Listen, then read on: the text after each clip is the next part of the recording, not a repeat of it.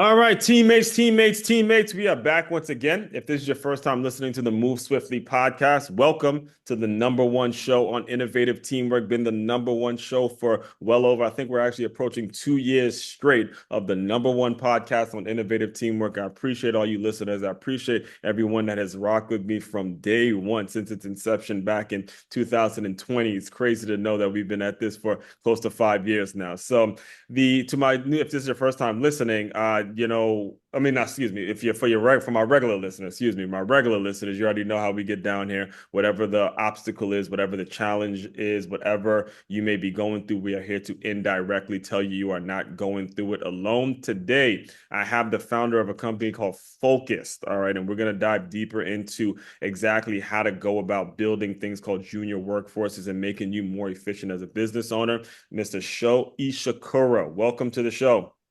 That's kind of Yeah, welcome to how's the one? show, Ishikura. Tongue twister. Thanks for having me. Thanks for having me, man. Yeah, great to have you. And like I was telling you before we actually started recording, you really help business owners when it comes to, getting them focused and utilizing, understanding the amount of distractions that we have in this world. But you actually started off as a singer. You have a background doing things that, kind of plug that were not maybe looking like what you're doing now. So to I start know. things off, can you just kind of speak a little bit about your background, maybe what school was like, and touch on some of your singing, and then we'll kind of go from there. Yeah, totally. Yeah, like you're saying, I was a musician really, and singing is just one part of the things that I do Mhm. in the music world. But I also am a songwriter. And the connection with what I'm doing now of focus and distraction is because I experienced such a high level of distraction and its impacts on my ability to function Hmm. in the arena of songwriting, which Mm. is really the thing that I love to do Right, the most. right. So it got really bad to a point where I was unable to sit down and do the thing that I love the most, Hmm. completely unable to do it. And I was like, this is something that is, I need to find a solution for this because it was killing me Hmm. spiritually. And at the same time, I was going through a grad program. If am not able to write music, forget about trying to get. Well, that's what I was going to ask you. Was this something that you recognized while you were in school? Because so, what year did you graduate? It was 2022. Point. So, Uh, oh yeah, yeah. So you're like, so social media was becoming was already has become a thing, and it has already kind of taken over. So when you were in school, what was kind of the school experience like, and were you in situations where you started to feel yourself getting distracted, maybe with a test or maybe with something that was going on, and you realize, hey, I could potentially have a problem? yeah, it was definitely around that time, and I also it's something that's been uh kind of an ongoing issue for me since I was a, a kid. Yeah. I was in special ed programs because there were teachers were noticing like this is not paying attention. So I Right. was like, I think I'm already kind of operating on Hmm. some kind of deficit as far as that goes. But I noticed that really over the years, like Hmm. particularly when COVID started, and we're not as spending much more time online, um, that it started getting significantly worse. So Hmm. yeah, during to answer your questions, like while I was in school, um, I was trying to keep up with music stuff. I was trying to graduate. I was trying to work, and I was Right. suffering in all those arenas. Um, there was, it, interestingly, it was actually part of my training and my coursework as a therapist that helped me with that. So, if you don't mind, I'd like to talk a little bit about Yeah, that. well, yeah, that's what I'm saying. Before you go there, though, and I want to make sure I'm sort of making the connection there. When you Yeah. talk about therapy and you talk about being a songwriter, so much of that stuff connects. So much Yeah. of that stuff there's definitely, I don't know if you've heard the term, but I kind of heard the term music therapy. I know me personally, there's some songs that I can cut on right now, and it Mm. helps me cover up some of the resentment, cover up or not cover it up, but help me to know that somebody else is going through something similar that I'm Right. going through. just through a song. So I'm curious now, like when you talk about becoming a therapist and then having this passion for songwriting, where were you kind of in your sweet spot? Where were you like really seeing a connection and realizing, hey, there's really something I have here that is going to be able to serve the world, utilize my gifts and all that kind of stuff. I love that question because I think about that all the time, the Yeah, connection between these two different worlds. yeah, For me, a lot of it has to do with presence, the ability when you're writing something to kind of be yes. really present, what's in front of you, and like tap into either the song that you're working on or Mhm. performing. It kind of parallels to being a therapist and you have a client in front of you and you're being really present with Yeah, what they're experiencing, right? right, right. And so much of distraction, the thing that I'm really trying to help people with, Mhm. distraction is all about not being present. It's about you're distracting yourself from something Hmm. that either an uncomfortable feeling or some kind of argument you had earlier that day, Hmm. or you're feeling bored, overwhelmed with the project that you're working on, right? So I think that's how all of that kind of Hmm. connects with me. I was just dealing with distraction in these different ways and realizing like actually I figured out how to overcome it and I was like, I want to figure out a way that I can deliver this to Right. people. Yeah. So were you like studying to become a therapist, and how was that? What was that process like in grad school and all that? Feel free to kind of explain a little deeper. Yeah. Yeah, sure. So yeah, I was studying to become a therapist. As I was talking about during that time, I was dealing with really crippling levels of distraction, inability And to what focus. type of therapist was it?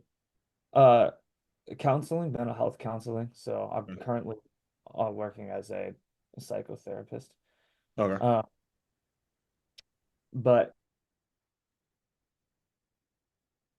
actually, what kind of started turning it around was a class that was on treating people that are dealing with substance abuse. Uh, Now, the link between all this stuff I'm talking about and dealing with substance abuse is actually really interesting. I mean, I grew up in a Caribbean household, man, and I mean, I was around alcohol, whether it's family events and you see it in the home, where social drinking is accepted. And as I grew up, when I was actually in college, I did have a bit of a drinking problem myself, and luckily, for the past year, I've pretty much been sober.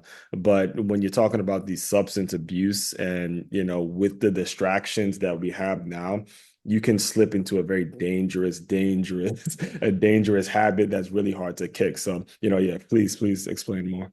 Yeah, absolutely. And what happened was we're learning about how to treat people with substance abuse. They had us do this program that was 6 weeks where we choose a substance or a behavior to abstain from, right? So it could be drinking, but it could also be uh, looking at my phone in the Oh, morning and at night. yep.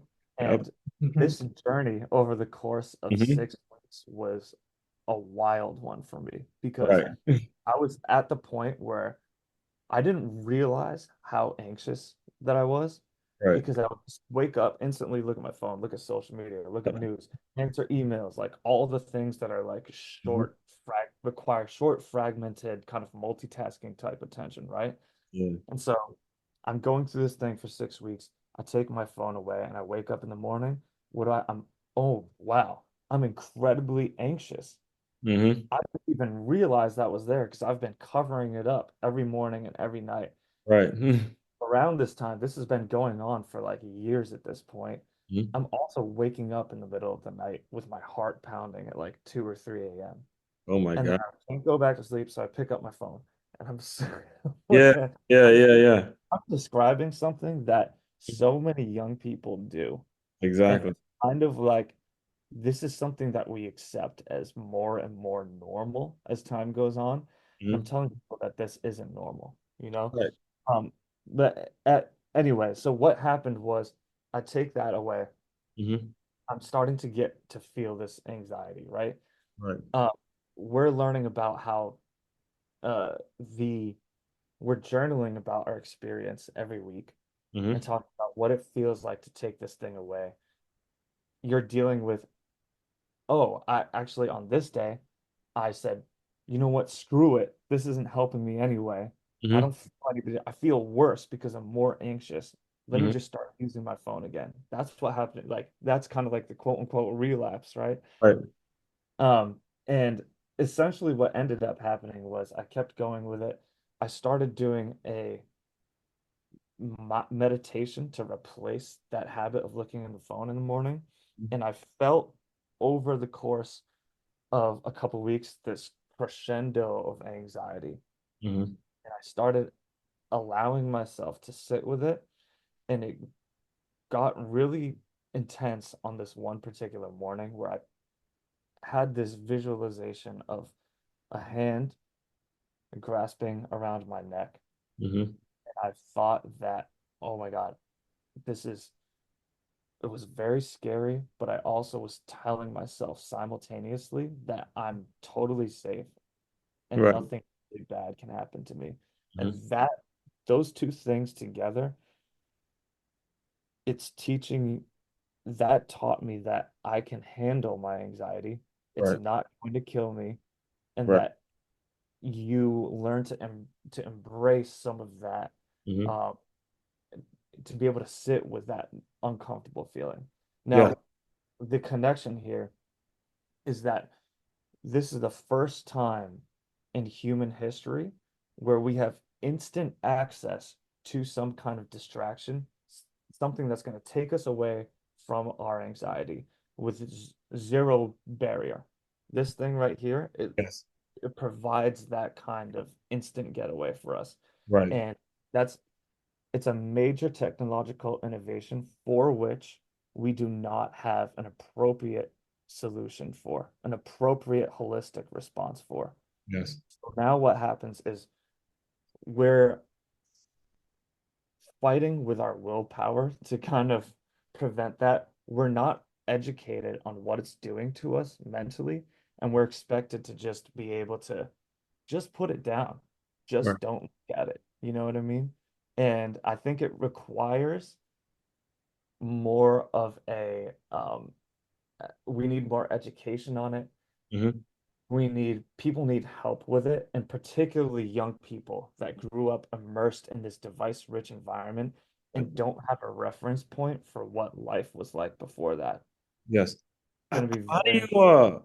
how do you go about teaching that? How do you go about explaining that to people? Because, like you said, I believe the problem, like you stated, has gotten so bad that people do it and they don't even realize that it is a drug. They don't even realize the kind of dopamine hits. In fact, just early this morning, I was listening to, shout out to Dre Baldwin. I was listening to one of his lives, and he did a live called The Death of Journalism. And he was speaking on how journalism tried to compete with social media. And social media is all about likes, dopamine hits, and who can be more popular. So they just started pushing their own opinions on people. And now, because they don't give you actual truth, now everyone has their own facts. They go, get information from where they want to get it. And now we see more of a divided society, even though we're Yeah. actually technically more connected. But everybody has their opinion. And, if you don't like what somebody says, you could just go listen to somebody else who you do agree with. And now you don't really have to get you don't have to get uncomfortable, but we both know the growth is going to come from getting out the comfort zone. The growth is going to actually come when you have a conversation with somebody that you may not agree with, and you are able to talk it out and you're able to see each other's points. And that's how we grow as a society. So the question I would ask you though is when you're talking to young people who've gotten so stuck in this world, has gotten this habit, whether it's a young person or it's a business owner who is so stuck in their own way, and every time something makes them uncomfortable, they find some excuse, they find some way not to do it. I mean, I could probably talk to you for hours on the people that, they'll use this thing as an excuse to not do certain things, ghosting this one, all that kind of stuff. How do you really steer them in the right direction when whether they come to you and stuff like that? Where do you normally tell them to go for a first step? Well, I would say, four different components of like Yeah. how I try to work with that. Hmm. Um, One of the first things though really boils down to intentionality and being deliberate with your time, right?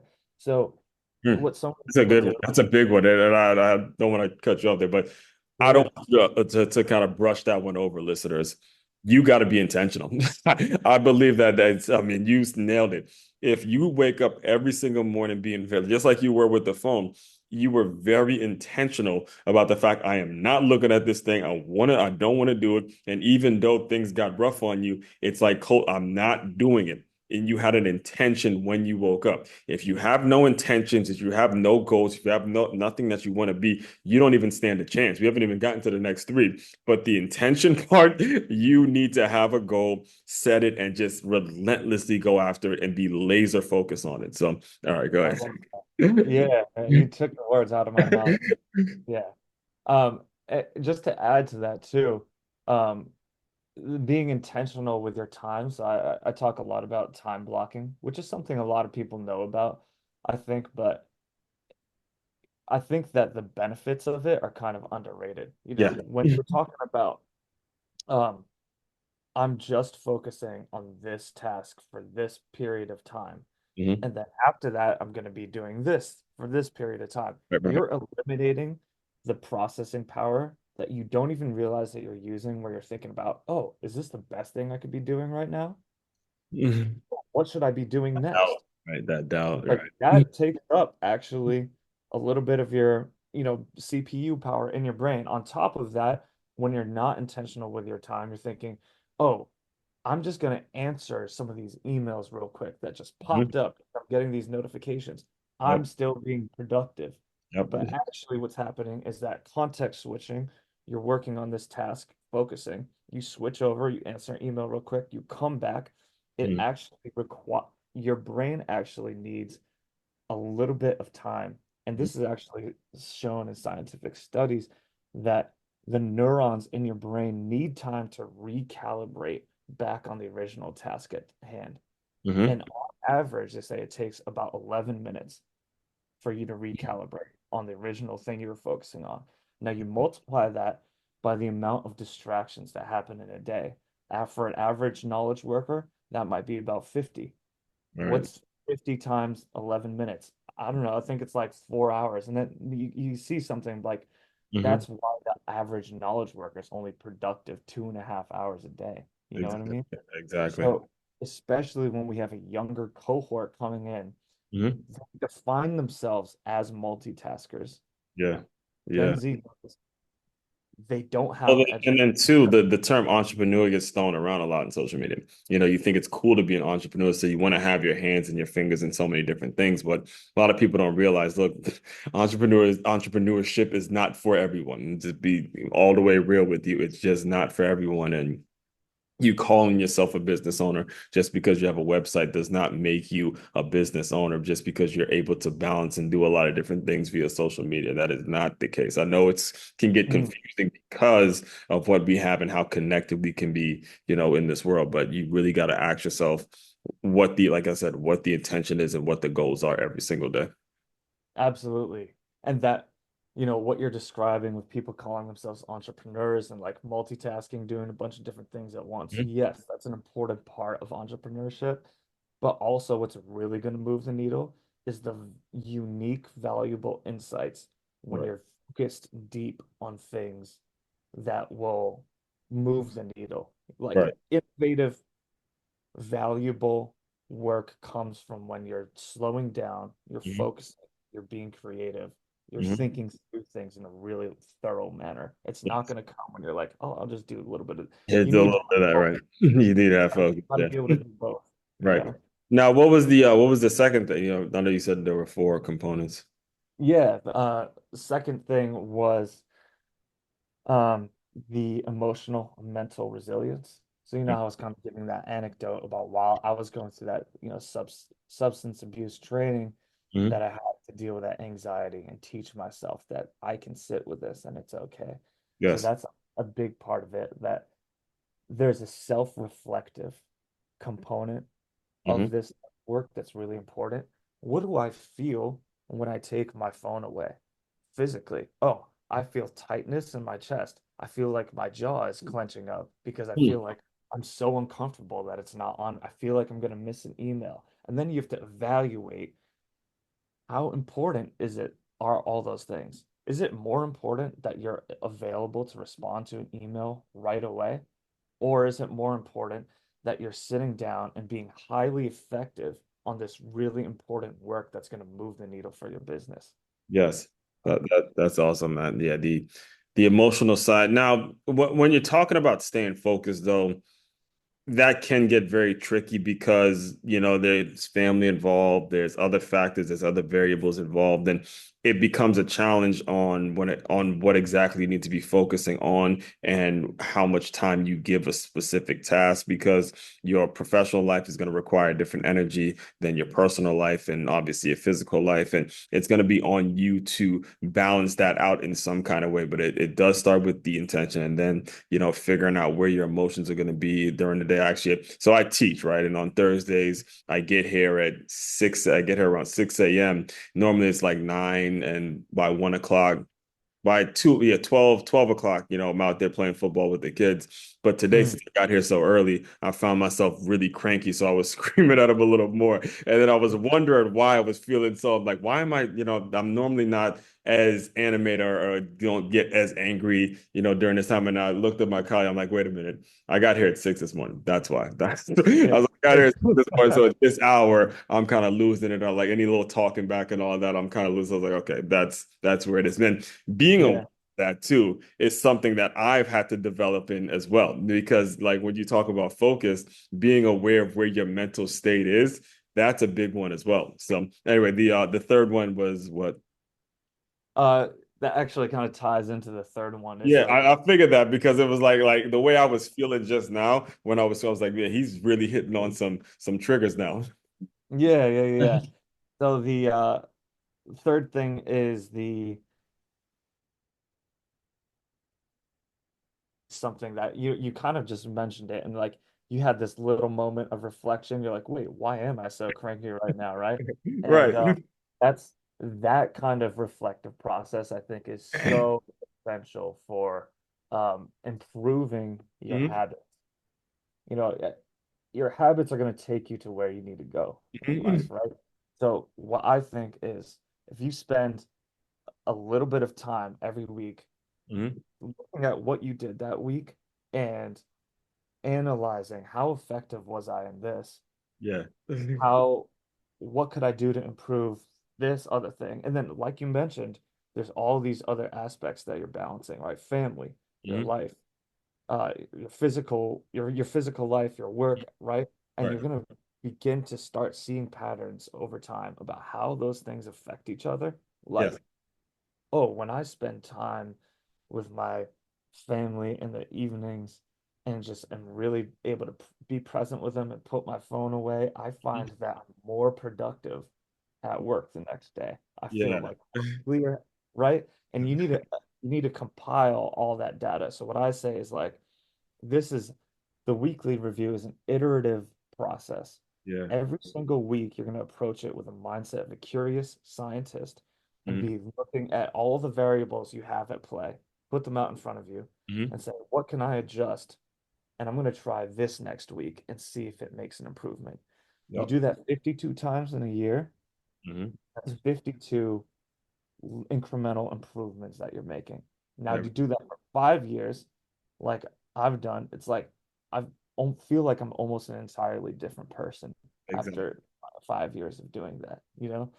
Mhm. So that's the third thing I think really important for people to And be doing. also on that note too is you don't go back to those substances. You don't go back to the things that you thought were helping you or that you didn't realize were kind of having a negative effect on you. You really have the moment of reflection and realize, wait, I'm normally not like this. There's something going on. Let me look back. Okay, that was we really look back on the entire day. What was different? What was, not sort of the same thing that you as part of your routine. See it, fix it, and get clear on it and move forward for the next day. I say it all the time. You regular consumers hear me say it all the time. You're getting better or you're getting worse every single day. you're not staying the same. I know that's the picture that they try to paint to you. I know that's what, media and the mainstream media, everyone wants to move you in that direction.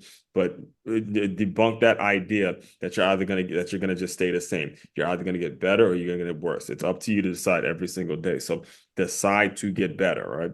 Yeah, yeah, yeah, absolutely. So Yeah. what would be the fourth point? Um, the fourth thing is psychoeducation. I just, Yes, I sir. think Yes, a sir. big Like, part of it is learning about what it does to you, like how it affects you, right? You kind of mentioned the word dopamine hits, right? oh yeah. Like people need to know about the effects of how they're interacting with technology, how it affects their mind, how it affects their ability to do things. Some people don't realize that if they're looking at reels on their way to work, Ugh. like TikTok reels, and getting that dopamine hit, dopamine hit, dopamine hit, then they show up at work and they try to focus on this task that requires really deep thought, you're not going to be able to focus. People say to me all the time, I can hardly read a book anymore. It's because all the time you're spending so much of your day Mhm. priming your brain for these short term hits of dopamine. You're Yeah. not going to be able to read. Sorry. Like Wow. I That's a I watch it happen to myself too. Like yeah. if I'm slipping up and I'm going, going falling back on old habits, which does happen sometimes. It happens to everybody. That happens to me too. I'll notice I'm try to read and I'm like, I can't focus. My mind's everywhere. You know what I Yep. mean? Yeah. People just need that psychoeducation to be aware of what's happening. Exactly. That has actually happened to me too, especially during this. I'm from Maryland. I grew up in Maryland, so I Mm. was around all the politics. I played football, and being in Maryland, I was mixed in with a lot of what we're seeing going on in this election season that we're on. So, sometimes I'll sit down, I'll read a book, and then the politics may pull me away a little bit just to hear what's going Yeah. on. So I myself need to be aware of it as well, and it's not something that we are here talking to you as if we have it all figured out every day. No, this is stuff that we work towards. And again, you have to be very intentional about it because without you even realizing it, without it, with even a blink of an eye, you can look at your phone, see some stuff you don't like, and you're like, wait, what happened? Like that has happened to me. You get a text like, are you serious? And then it throws off a lot of what I actually planned. So when it comes to the work that you do for companies, I want to make sure I give you the opportunity to speak a little bit about how focus helps business owners. I mean, you had on your website you had mentioned something about companies with a junior workforce and things like that. So I'll let you kind of explain that a little bit, and we'll go from we'll close up soon. Yeah, sure. So with the junior workforce, I'm really referring to people that are my age and younger. I'm about to Mhm. turn 35. Right. Um, the reason that I tailored this to the junior workforce is just because they are the people that I think could benefit Mhm. most from particularly the psychoeducation component of it, like understanding how this affects them. Right. Um, but I do want to be like really honest and say that statistically, they're only marginally more affected by this stuff than older generations are. So Right. this stuff actually really impacts everybody. It impacts younger people a little bit more. Right. But anyway, just to speak to like what I'm doing, I'm I'm recognizing that this younger cohort of people is entering the workforce. Mm-hmm. Gen Z will make up a quarter of the workforce Right. by the end of next year, right? And there are so many issues with um, distraction. Like I said, this is a generation that defines themselves as multitaskers, Mm-hmm. and they're still doing well in terms of getting the results because um they have such fluidity and capabilities with technology, Mm-hmm. you know. Um, but I think that they could even be bringing so much more to companies if they're able to handle this kind of thing. Mm-hmm. So really my aim is to work with teams of people help instill a culture in companies of prioritizing focus and moving away from this completely fragmented state of attention that we have in the modern workplace. Hmm. I'm also not only trying to work with people in the junior workforce, but I'm also trying to work with leaders themselves because I Hmm. know that a lot of executives are really struggling with that kind of fragmented attention due to the nature of their work. Right. So those are the two main things that I'm trying And to. then not only that too, the ones like you refer to, like the older, the people kind of in the older generation, I'm not going to call them old, but the ones who didn't have to really need social media to build their business, if they don't adapt to it, then they won't be in business for long. I've seen a ton of companies that had a great concept, a great message, a great mission, but they couldn't get in front of enough people. And, the opportunity to hire maybe a social media manager or to do something via social media, they missed that opportunity, and eventually, people just stopped coming because they stopped hearing about it. Even now, for myself, when you think about a situation like the other day, was it 2 weeks ago, I wanted to get a haircut, but I happened to be in a part of the area that I wasn't normally, and I pulled out one of these and found a local one, and it was really professional. Got my little lineup, and I looked at the guy. I was like, this is a really professionally run organization. They got the Mhm. iPad set up, and you don't have to wait in line and all that kind of stuff. So utilizing technology to your benefit can allow for opportunities to grow, and it can allow for you to get in front of more people. But you got to humble yourself. You got to be able to say, look, I'm gonna talk to some of the younger cats and say, how do we use this to get a laser like point and get it right to my client, right to my customer? And that's how you use it. That would be the kind of the ideal way if you're a listener and you're a business owner, or listener, most of the listeners here are business owners. But if you're really trying to get clarity on your business, that would be the best way to use it. Yeah, absolutely. I love that. I think that's the point of collaboration for a lot of Yeah. these kind of business owners that are in a different generation and Mhm. they're working with younger people. That's what I'm saying. It's like these younger people, even with all this distraction, the multitasking and everything. Um, Another thing I've heard a lot of leaders complain about is like not as developed social skills due to more online communication. Even with all that, they're still getting the results. You know Exactly. what I mean? There's a good So, if and like that's why I was so excited to have you on, because if you can establish that mix of younger, focused young people and older folks that really do have a mission in business, you're gonna get a great mix, and you're gonna get great companies that are really gonna be servicing people the best way, because it won't just be a local thing. It will be, look, we can serve people all across the world. However, we're able to kind of stay grounded in our values, stay grounded in our principles, and we're able to grow that way. And you don't have to, nowadays, you don't really have to go and build another brick and mortar store. Like, you don't have to go build another Blockbuster. You can see what happened with them, right? right, Netflix right. came in, and now everything is streaming. Even now, Netflix is out of business, pretty much out of, not Netflix. Yeah, Netflix had to go to streaming service. Before it was just Yeah. DVDs and all that kind of stuff. So, I do want to be very respectful of your time. I appreciate you coming on. What would you say is the next phase to your business, and what do you see coming down the pipeline and all that good stuff? Well, one thing that I think is the next phase is working with business owners Mhm. directly on their the problems that they're experiencing. Right. So that's something I'm trying to transition a little bit into doing more, especially because I feel like that one-on-one support that I Yeah. can provide for somebody could be extremely transformative. Um, I've been successful in doing it with a bunch of my clients as a therapist, and I'm just trying to scale. Over the past couple of years of doing this, I'm recognizing that there's something I really know how to do.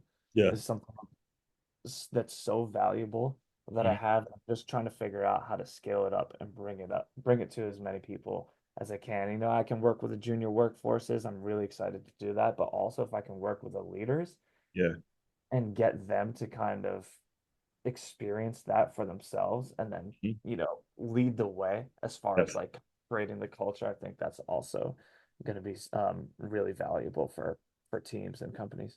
Yes. And what's the best way for people to reach out and get in touch with you if they'd like to hear more? Yeah, you can hit my email at show@focused.ltd. And you can also shoot me a message on LinkedIn. I believe my name is going to be in there, but Sho Ishikura. So yeah, if anybody wants to shoot me a DM, feel free. We'll include all that in the show notes as well. So, Show, the final thing I do to close out all the episodes is I want you to use your imagination a little bit. You are back to, I'd say, let's say it's the first day where you had to give up your phone. You're like itching, you're waking up your anxiety. I want you to pretend that that version of you has come to the Zoom room. Give him some words of encouragement, and we will officially close. I like that. I think I would say that there's something on the other side of this discomfort that you're experiencing that's going to be incredibly liberating. Hmm. And so many of the problems that you're experiencing right now um, do not have to be forever. There's a liberation on the other side of it, and the only way to find it is to feel through all of the discomfort So and anxiety and to be with it. And you're tough enough to handle it, and you got it. Is what that's it. I have absolutely nothing to add to that. The mic is officially dropping. Fellow teammates, continue to move swiftly. We will talk more soon.